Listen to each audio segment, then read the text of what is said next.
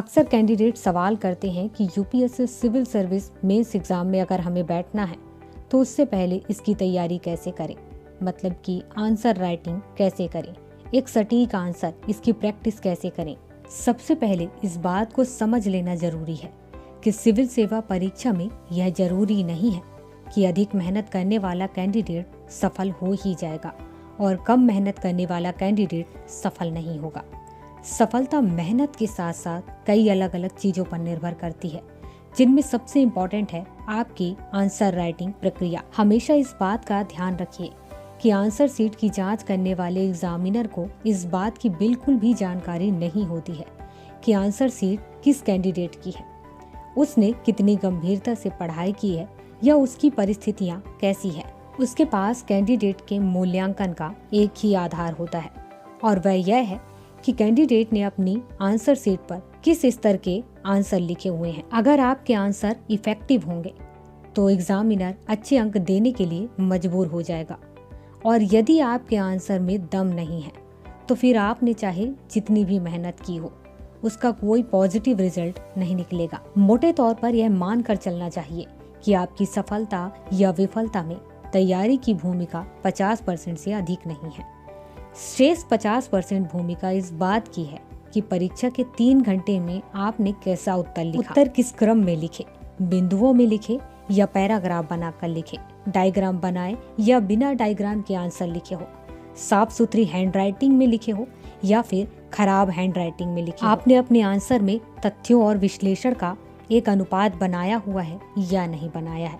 ये सभी वे प्रश्न हैं जो आपकी सफलता और विफलता में कम से कम 50% भूमिका निभाते हैं। जब आप आंसर राइटिंग प्रैक्टिस स्टार्ट करेंगे तो ये 4 चीजें हमेशा अपने साथ लेकर चलें। सबसे पहला, प्रश्न को समझना और उसे विखंडित करना, तोड़ना। दूसरा, उत्तर की रूपरेखा तैयार करना। तीसरा, उत्तर लिखना। चौथा, उत्तर के प्रस्तुतिकरण को आकर्षक बनाना। अब इन्हीं बातों को आपको मैं डिटेल में समझाती हूँ। सबसे पहले बात करते हैं प्रश्न को समझना और उसे तोड़ना। ये क्या चीजें हैं? आंसर राइटिंग प्रैक्टिस के दौरान सबसे पहला चरण यही है कि कैंडिडेट प्रश्न को कितने सटीक तरीके से समझता है। प्रश्न में छिपे छोटे छोटे प्रश्नों उनको आपस में संबंध बना पाता है या नहीं। यह बात सुनने में अटपटी लगेगी, किंतु यह सच है कि आधे से अधिक कैंडिडेट इस पहले ही चरण में गंभीर गलतियां कर बैठते हैं। क्वेश्चन को समझने का मतलब है यह समझना कि क्वेश्चन करने वाला आपसे क्या पूछना चाहता है। कई बार क्वेश्चन की लैंग्वेज ऐसी होती है कि लोग संदेह में रहते हैं कि क्या लिखें और क्या छोड़ें। इसी समस्या को निपटाने के लिए सबसे पहले आपको अपने आप में ऐसी कैपेसिटी विकसित करनी होगी कि प्रश्न को आप आसान भाषा में तोड़कर समझ पाएं। क्वेश्चन को ठीक से समझने के लिए 2 बातें हमेशा ध्यान में रखना।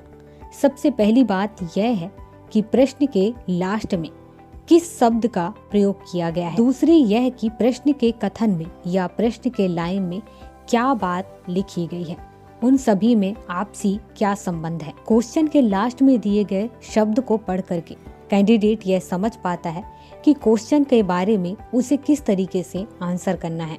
चलिए आपको कुछ एग्जाम्पल के माध्यम से समझाती हूँ।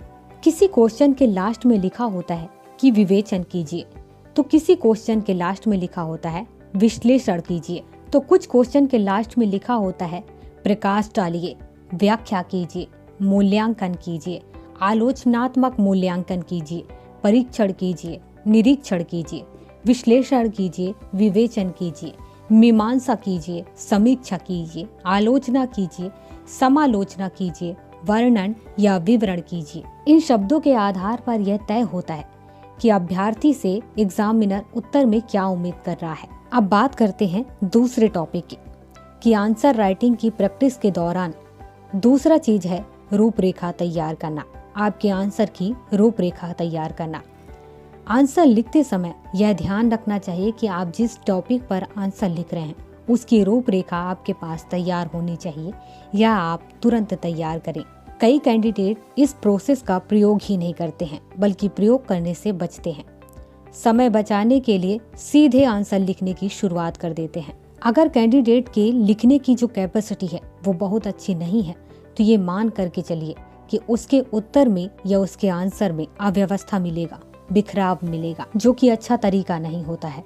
उससे बेहतर यही है कि कैंडिडेट 10 मिनट की जगह 8 मिनट में ही आंसर लिखे, लेकिन उससे पहले उस उत्तर का एक अच्छा सा रूपरेखा तैयार कर ले। कुछ कैंडिडेट इस चीज की इतनी प्रैक्टिस किए होते हैं कि वो धीरे धीरे करके अपने माइंड में ही हर क्वेश्चन का रूपरेखा तैयार कर लेते हैं। उन्हें बार बार रफ पेज की जरूरत नहीं होती है और वो सीधे आंसर लिखना स्टार्ट कर देते हैं। पर ये कैपेसिटी मिलने के लिए बहुत लंबे समय से प्रैक्टिस करनी होती है, जो हर कैंडिडेट में नहीं होता है। इसलिए हर कैंडिडेट को अपने आंसर का रूपरेखा तैयार करना चाहिए। चलिए इसे भी मैं आपको एक एग्जाम्पल के माध्यम से समझाती हूँ। मान लीजिए कि क्वेश्चन है, एक कुशल नेतृत्व की वजह से एक दुरूह संभावना को यथार्थ में परिवर्तित किया जा सका। भारतीय रियासतों के एकीकरण के संदर्भ में इस कथन पर चर्चा कीजिए। तो इसका जो रूपरेखा है वो कुछ इस तरीके से तैयार किया जाएगा। आप इसमें बदलाव भी कर सकते हैं। सबसे पहले आपको लिखना होगा भूमिका, और भूमिका में आप लिखेंगे पटेल और बिस्मार्क की तुलना। इसके बाद दूसरा होगा दुरूह संभावना, जिसमें आप लिखेंगे 1947 की स्थिति, अंग्रेजों की योजना, कई रियासतों राजाओं की स्वतंत्र रहने की इच्छा, और भी कुछ और चीजें ऐड कर सकते हैं। इसके बाद तीसरा टॉपिक आपका इसी में होगा कुशल नेतृत्व, जहां लिखना होगा पटेल की कार्य क्षमता और कार्यशैली का संक्षिप्त वर्णन आप देंगे।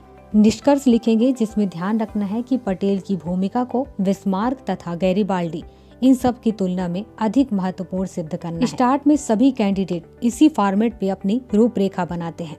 धीरे धीरे वो इस प्रक्रिया के अभ्यस्त हो जाते हैं या उनको आदत हो जाती है, और सिर्फ कुछ छोटे छोटे शब्द लिख करके वो अपने आंसर की रूपरेखा तैयार कर लेते हैं।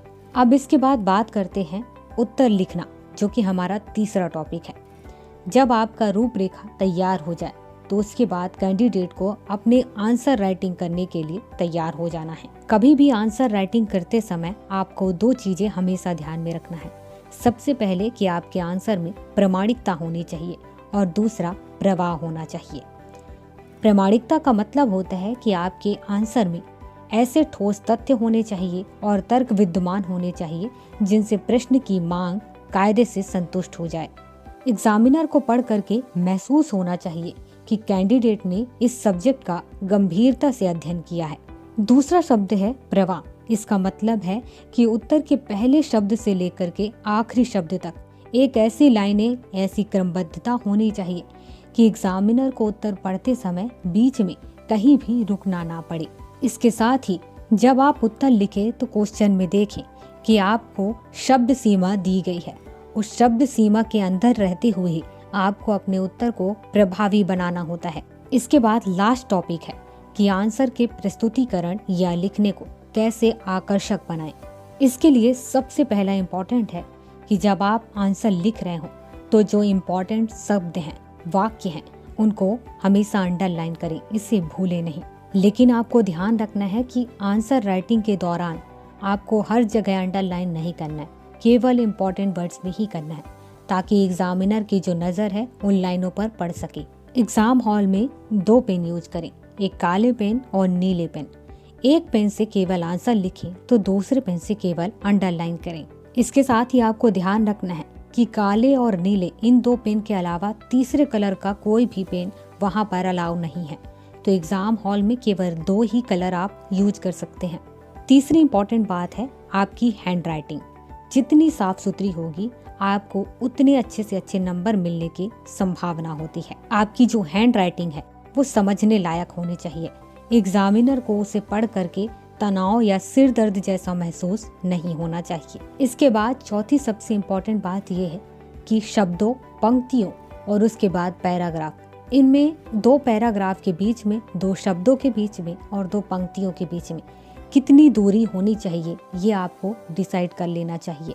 इससे आपका आंसर काफी आकर्षक लगेगा। इस सभी प्रक्रिया को आपको डेली प्रैक्टिस करना होगा, तभी जाकर के आप एग्जाम हॉल में 3 घंटे के अंदर ये सभी चीजों को ध्यान में रखते हुए 3 घंटे का यूज करते हुए 20 क्वेश्चन का आंसर आप समय पर और सही तरीके से दे पाएंगे। तो आज का यह वीडियो आपके लिए कितना हेल्पफुल था हमें कमेंट के माध्यम से जरूर बताएं।